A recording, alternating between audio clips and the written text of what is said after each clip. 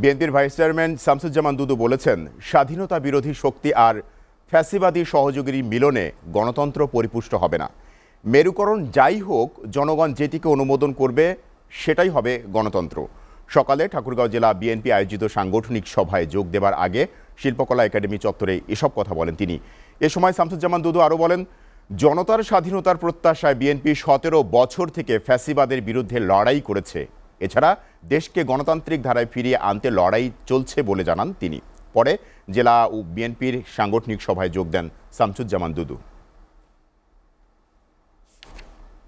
বিরোধী শক্তি আর একটি ফ্যাসিবাদের সহযোগী, তাদের মিলনে গণতন্ত্র পরিপুষ্ট হবে এটা আমরা মনে করি না।